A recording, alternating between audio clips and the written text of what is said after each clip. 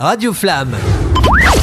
Bonjour Bridget et Richard Bammel, le duo de Cool Afternoon sur Radio Flamme. Nous interviewons maintenant Pierre-Jean Chalençon. Bonjour les amis, bonjour. C'est sympathique de répondre à notre petite interview. Avec joie. Alors, figurez-vous que votre livre que vous présentez aujourd'hui s'appelle Appelez-moi l'empereur. Et j'ai commencé par me poser la question, est-ce que c'est appelez-moi l'empereur, appelez-le au téléphone, parce que comme tout le monde le sait, oui. Vous êtes un collectionneur des objets liés à la vie de Napoléon Ier, ou est-ce que je dois vous appeler Sa Majesté, Votre Majesté impériale? C'est plus ça, c'est beaucoup plus modeste, voilà. Donc je vous appelle. C'est ce que m'avait dit Laurent Ruquier d'ailleurs quand j'avais fait On n'est pas couché. Alors là c'est gentil parce que si vous me comparez à Laurent Ruquier, j'ai un avenir dans le métier. Bah, écoutez, j'espère pour vous. Voilà, non, mais bon. Oui, non, ça c'était appelez-moi l'empereur. C'était une boutade. Voilà, c'était une boutade. Oui, mais c'est un bon titre. Avec moi, il y a toujours beaucoup de boutades. Hein. Je suis toujours au second degré. Je sais. Beaucoup de journalistes ou de gens qui ne m'apprécient pas pensent que je suis au premier degré, mais je suis voire au deuxième, voire le troisième degré. J'ai bien compris, parce que vous voyez, moi, je vous ai un petit peu analysé. Hein. Je suis pas spécialiste en la matière, mais pour moi, vous êtes un personnage.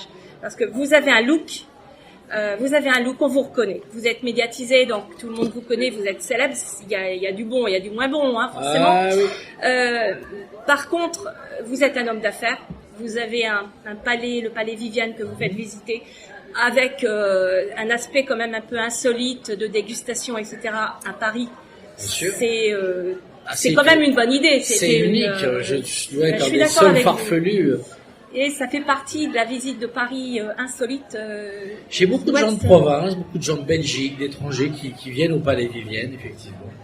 Pour voir la collection. Pour voir la collection, pour me voir. C'est un tout. Je me bats entre Napoléon et Chalençon. Vous voyez, D'accord. Vous savez plus qui est qui. Je ne sais, mais eux, ils ne savent plus. Alors, nous avons une passion commune pour les chapeaux. Mais les miens coûtent moins cher que le vôtre. Oh, mais j'en ai plusieurs. J'ai celui de Maurice Chevalier, du Maréchal Foch, de Harry Hagman dans Dallas. Ah oui, quand même. Oui, mais vous avez le bicorne. Ah, j'ai le bicorne. J'en ai plusieurs. J'ai deux bicornes de Napoléon. J'ai son madras qui mettait sur sa tête. Mais alors, est-ce que ça vous arrive par moment de vous installer dans le trône, parce que vous avez aussi le trône avec le N? Ah oui, le matin. Non, j'ai jamais fait. Vous n'avez pas fait? Jamais pensé ou jamais fait? Moi, j'y ai pas pensé, mais non. C'est peut-être trop fragile. Hein, c'est pas forcément trop fragile, mais le ridicule pourrait me tuer là. Vous suscitez la sympathie et des fois des polémiques ou des boulettes. Vous faites des boulettes, ça peut arriver. Ce sont des boulettes très naturel. Alors, il y a de la provocation. Alors, vous avez vraiment un point commun avec Bridget, parce que tous les vendredis 16h à 18h, elle n'arrête pas de faire des boulettes. Vous voyez, on est fait on a des points communs, je fais des boulettes, j'avoue. Mais ça fait rire. Vous savez, les boulettes, on est comme on est. Après, vous avez toujours des gens qui sont là à attendre le moindre faux pas, ou qui, eux, considèrent que c'est un faux pas. Et pour vous, c'est pas du tout un faux pas, c'est votre direction. C'est la personnalité, je pense. Voilà, et comme aujourd'hui, il faut quand même être honnête, aujourd'hui, la France, même une partie dans le monde, manque de personnalité. Les personnes qui sont un peu... Est-ce qu'il existe encore en Angleterre un Benny Hill? Non. Ouais. Est-ce qu'il existe encore en France des gens comme Coluche, Thierry Leluron, Desproges? Non. Est-ce qu'il existe... Vous voyez ce que je veux dire? Il y a une place à prendre. Bah, oui ou pas, mais il n'y a pas beaucoup de relève, déjà, faut le dire. Quand on voit cette semaine tous les gens qui sont décédés, comme... Dominique Paturel qui était la voix de Larry Hagman, Jean-Pierre Pernaut que j'aimais beaucoup, qui m'a fait ma première télé, Jean-Pierre, et dont sa femme est une amie. Il y a eu aussi Michel Leroyer, des gens qui étaient des grandes stars dans les années 60, qui faisaient la une des magazines. On a quand même un nivellement par le bas de la classe médiatique. Les gens de la télévision aujourd'hui ne feraient même pas 2 ligues il y a 20 ou 30 ans. Je vais pas citer de nom, je vais pas encore devenir encore copain, mais il y a quand même 80% des présentateurs de télévision aujourd'hui n'ont aucun talent. Ce sont des moules frites. Ce sont des huîtres. Il n'y a plus rien. On sait pas ce qu'ils aiment, on sait pas ce qu'ils pensent. Il y aurait même un hologramme de présentateur ou de présentatrice que ça serait plus drôle. Jules Renard disait on gagne à être connu et on perd à être trop. trop Oui, connu. vous avez raison. C'est un peu ça. Quoi, mais moi, je suis un peu, vous savez, je fais partie de l'Académie Alphonse Allais. Je suis académicien de l'Académie Alphonse Allais. Je suis un Alésien. J'aime la rigolade. Jules Renard avait entièrement raison. Aujourd'hui, je pense qu'il faut mieux pas être trop connu, parce que d'être trop connu, ça vous apporte beaucoup plus de problèmes que ça vous apporte de bénéfices. Enfin, l'année dernière, plutôt en 2021, il y a eu une vente aux enchères d'une mèche de cheveux de Napoléon qui a été vendue par Maître Baucher, qui est un... Ah, mais je connais Maître Baucher, très bon commissaire. Est-ce que c'est vous qui l'avez acheté? Non, je ne l'ai pas acheté parce que j'avais déjà beaucoup de mèches. Ah, d'ailleurs, bon, elles ont été replantées sur ma tête. C'est des implants. Voilà, je suis je suis implanté par Napoléon. Donc là, j'ai les cheveux de Joséphine, de Marie-Louise et du roi de Rome. Ah, vous avez un look, c'est... Et là encore, je les ai lissés un petit peu parce que je me suis mis à la chanson. Le QR code. Voilà, donne-moi ton QR code et danser le chalençon. Et oui, tout à fait. Et là, dans quelques jours, j'enregistre une seconde version de Danser le Chalençon, c'est Voter pour Chalençon.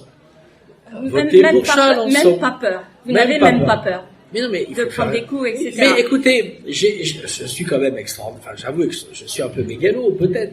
Mais j'avoue qu'au mois de décembre dernier, alors que je suis blacklisté de France Télévisions, j'ai été quand même l'invité surprise de Laurent Ruquier à 22h40, pendant 20 minutes sur France 2, on a montré mon clip, on a parlé de moi. Je pense que Delphine Ernotte a dû avoir une syncope, parce que Laurent Ruquier a des couilles.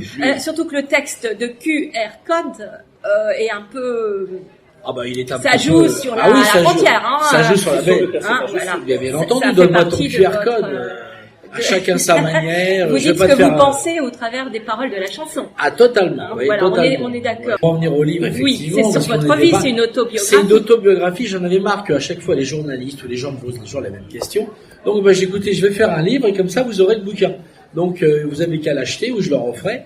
Bon, maintenant, voilà. Il a bien marché. On a été en tête des ventes pour les... Ça ne m'étonne pas. Et après, parce qu'on a envie de savoir qui vous êtes. En plus, ouais. Sous un dehors, vous êtes un personnage, mais personne ne peut vous ôter cette connaissance du domaine napoléonien.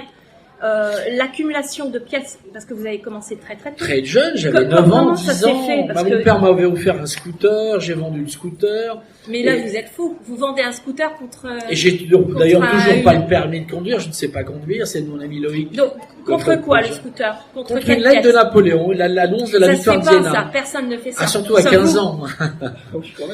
J'ai voyagé, je suis parti aux États-Unis, j'ai fait, non mais, j'ai une vie totalement insensée par rapport à ça. C'est vrai que on pourra toujours dire que je suis un personnage, un garçon fantasque.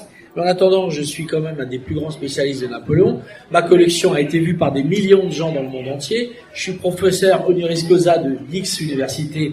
J'ai été décoré des plus hautes distinctions dans des pays au niveau de la culture. Même en France, je suis chevalier des arts et lettres. Bon, je devrais être largement commandeur depuis le temps, mais ils ont peur de moi.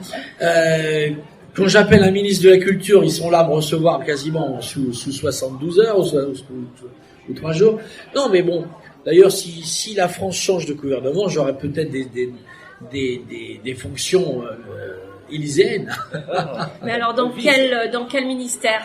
Vous visez lequel? J'en veux aucun. Alors, non, mais pour rire. Allons jusqu'au bout de la boucle. Ça pourrait être la culture. La culture. Le ministère des Finances, comme ça m'éviterait de me faire emmerder. Dans votre livre, vous racontez de quel âge à quel âge? De votre naissance La naissance, je vais peut-être pas jusqu'à là, mais disons de l'âge de 8-10 ans jusqu'à il y a 4 ans, 5 ans. D'accord. Et votre passion pour Napoléon, elle est née comment? Je suis né un 23 juin 1970 à Rueil-Malmaison. Oui. Le chirurgien qui a accouché ma mère habitait la roseraie de Joséphine. Donc je pense que étant enfant, j'ai été bombardé par les faits de Joséphine et de Napoléon. C'était un destin, c'était votre destinée. Je pense que c'est un destin, c'est assez étonnant. D'ailleurs, moi-même, je me dis, bon, Napoléon est mort en 21, je suis un mort vivant. Alors ça va jusque-là. Mais oui, parce que j'ai énormément de points communs avec lui, c'est étonnant. Et bon, après... je suis passionné d'histoire, et l'histoire, c'est la farce. Alors, on aime bien Napoléon ici, hein. Vous savez qu'on a un petit objet, une petite statue. Mais oui, il paraît, c'est ce qu'on m'a dit. Vous l'avez vu? Non, je l'ai pas vu. Ah, il faut le voir. Mais il faudra que je revienne. Ah oui, franchement, c'est notre symbole. Vous avez une belle région, vous avez une région magnifique, on vit bien, le climat est superbe, on mange bien.